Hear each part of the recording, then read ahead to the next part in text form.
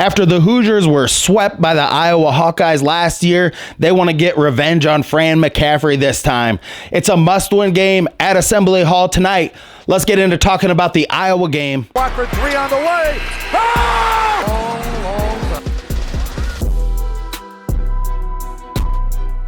Hello guys, and thank you so much once again for joining me on this episode of Indiana Sports Connection. This is a Indiana Hoosiers and Colts community, so thank you so much for being here. My name is Aaron. I am your residential anchor, and we talk about the Indiana Hoosiers on this channel today. And if you are new here, this is a newer channel. I am trying to get to 1,000 subscribers. I'm gonna pump those numbers up. Those are rookie numbers in this racket. I will be doing a giveaway at 400 subscribers. So if you'd like, subscribe to the channel, give the video a thumbs up. It sends it out to more Hoosier fans so we can grow this Hoosier community on here. And there's one little bit of business I do want to talk about. I'm working on a website right now for this channel, indianasportsconnection.com. I'm working on the web pages. What would you like to see out there in a web page? Would you like to see, this is one of my ideas, would you like to see more stories of how people became Indiana basketball fans and what it really means to them? I thought in the newsletter and on the webpage, I would share those stories with people that write those letters to me, and then I would publish those, and you would just see like stories on how people became Indiana basketball fans and what it really means to them, whether your grandpa watched it or your great grandpa or whatever. Just let me know in the comments down below if you'd like to see something like that, because I love Indiana basketball. Everybody's got a story of what it means to them, and I just like to share those stories and tell those stories on this channel. First, let's get into talking about the Iowa game.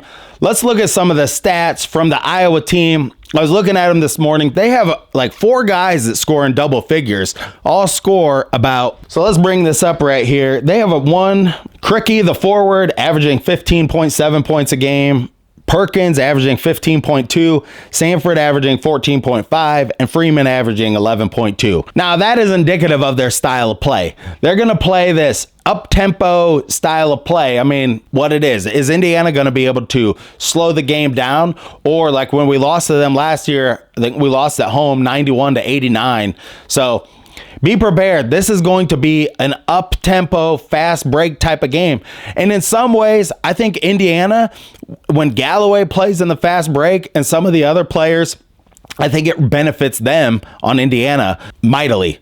But can we beat them at their own game? That's what really we have to look at here. Are we going to try to really slow it down, feed the ball to Renew the whole time? One thing, when you play a team that goes on fast breaks like what Iowa is going to want to play this up-tempo game, and I know I say this every episode, but Indiana has to rebound. You have to rebound when a team is trying to play up-tempo, because that stops them from getting those outlet passes. It just stops what they're trying to do. They're trying to get the rebound and get the outlet passes and get out and run. And if you can grab those rebounds, I look for Mgbako to have a big night. He was the first freshman since Jackson Davis, don't quote me on this, but I just saw this stat. First freshman with a double-double, and he had 12 points and 12 rebounds in the Illinois game. And Mgbako needs to rebound against these guys. He's bigger, taller than a lot of these guys. He should be able to crash the boards and get a lot of rebounds. That being said, everybody else needs to get better at rebounding as well.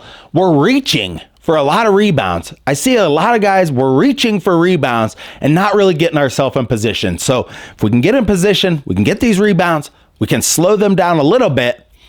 And some of the game is going to be fast tempo. So be prepared. This might be a game where Indiana scores in the 80s.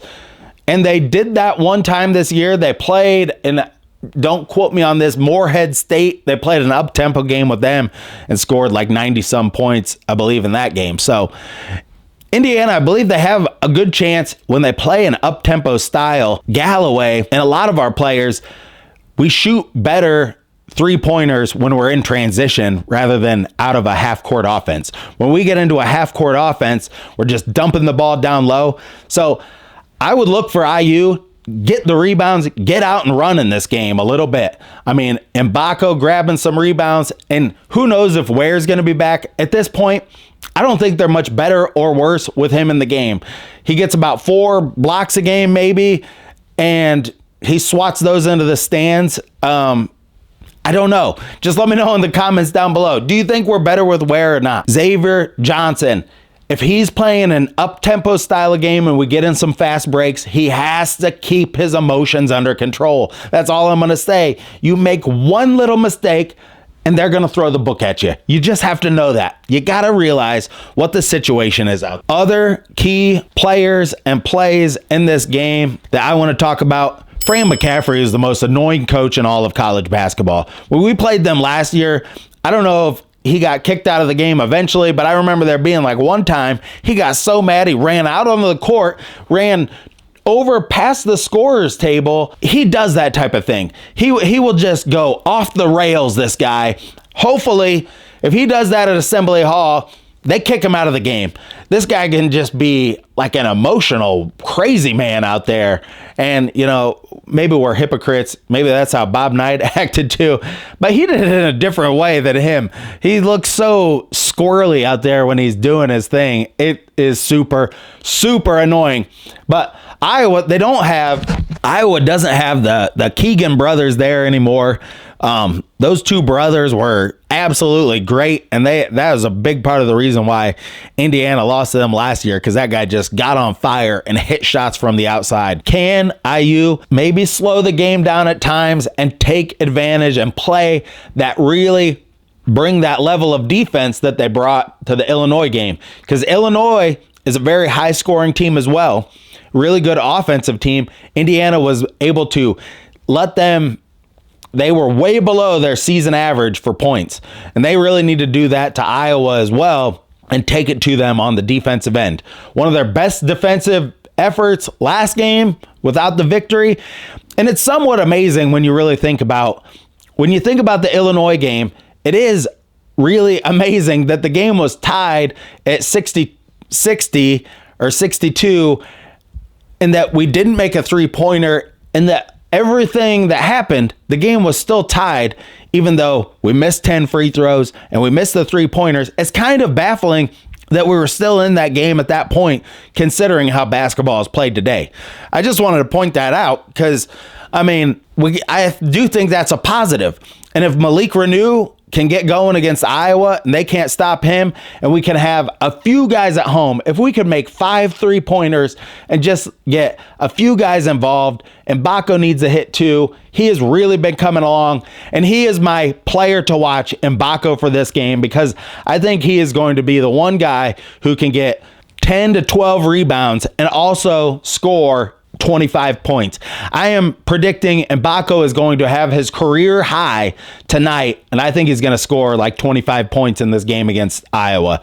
And I think he's just one guy at his size and strength and the confidence that he's been building. Once that IU crowd gets behind him in this game against Iowa, I think he'll be able to take it to him. And right now, he's just one guy. I mean, besides Renew, who's doing a lot of work on the offensive end, Mgbako is the one guy who can really, really propel this team to some victories down the stretch here, and then we could just really see what happens. I'm not giving up on this team yet. We got a long way to go. We got a lot of games left, and we got the Big Ten tournament. I think it's very, very important that Indiana ends the season on a good note, and I'm going to tell you why right now. Right now, Indiana only has one scholarship out to Liam McNeely. They have a lot of scholarships open coming into next year. Depending how many of these guys go into the transfer portal going into next year, which I could definitely see 2 or 3 probably are definitely going to go, because that's how they find out how much money they could get somewhere else. They do have in the transfer portal, they do have a chance. I mean, so many days before they can come back to Indiana. Just because they go in doesn't mean they have to go somewhere else. That being said, with the amount of scholarships we have open and all of this stuff, we want to end the season on a positive note to look like we're at least trending upwards with some of these younger guys and how we're going to play, because who's going to want to come here if we do really, really poorly over these next 2 months and look like just a complete joke?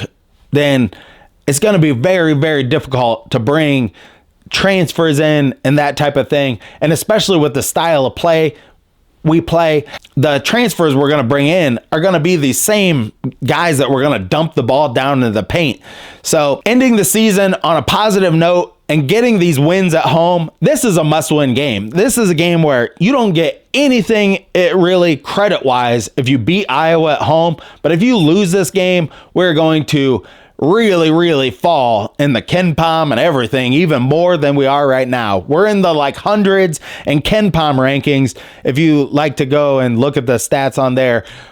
But you always have the chance to turn it around. With KenPom, when you start playing a better, more efficient style of basketball and you start winning games, you start climbing those rankings really fast. I think it can be kind of a little bit discouraging looking at KenPom rankings sometimes because you know what you have there out there on the court is a lot of talent. It's just a matter of putting it together. And once you do that, you are going to climb in those rankings. And this team does have a lot of talent. 3 McDonald's All-Americans. Indiana's never had a team with 3 McDonald's All-American or McDonald's All-Star players on it. We got the talent. We got to put this together and we got to play our game and send Fran McCaffrey home crying, hopefully, after this game. So a lot in this Iowa game to look forward to. It's on at 7 o'clock tonight on Big Ten Network, and go Hoosiers. It should be a fantastic game. Hey guys, thank you so much for joining me on this episode of Indiana Sports Connection. And before we end, I do want to thank my sponsor, Reynolds Wrap. For 75 years, Reynolds Wrap has been helping save you time in the kitchen. Make steamer bags for vegetables, line sheet pans with it, cover your grill with it. Reynolds Wrap helps save you time, and it makes cleanup a cinch. Reynolds Wrap, an American company, making American-made aluminum foil for 75 years. Thank you so much to them for sponsoring this video. And until next time, stay classy out there, Colts and Hoosier fans.